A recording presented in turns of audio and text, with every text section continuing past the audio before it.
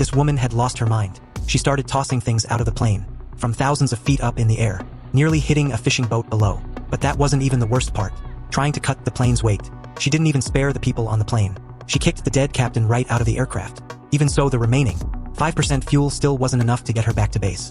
Desperate to survive, she went totally off the rails. She climbed out of the cabin with her hands, inching her way across the fuselage, in the howling sea wind, until she reached a window. She tapped on the glass, signaling her boyfriend to hand her a bottle of hard liquor. Then she crawled over to the fuel tank, bit the cork open with her teeth, and poured the alcohol inside. Suddenly the plane shook violently, making her drop the bottle in a panic.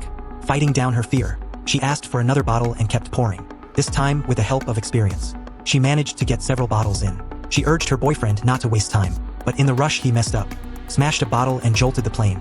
Caught off guard, she was thrown right off the plane. Luckily, she grabbed the railing with both hands, twisted her body and jumped back into the cabin, barely escaping death. She felt incredibly lucky, especially when her boyfriend told her. He thought he'd spotted a small island. It was tiny but big enough to land on even with only 20% fuel left. She didn't hesitate and turned the plane toward it, trusting his judgment. But the fuel gauge was dropping fast, and the island was nowhere to be seen. Worse yet, the engine suddenly belched black smoke, and the propeller stopped spinning. The plane had lost power, and could only glide on momentum, and that wouldn't last long. Just as she was losing hope, her boyfriend pointed excitedly to the side. An island had come into view. She quickly changed course toward it. But as the island drew closer, she hesitated. She'd only ever flown planes in video games.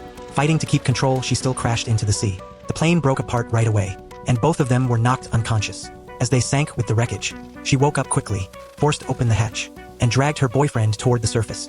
Once above water, she looked around but couldn't see him. Sensing something was wrong, she dove back down to the wreck, and found him stuck against a railing, still unconscious. She looped a life jacket around his neck, and pulled the cord.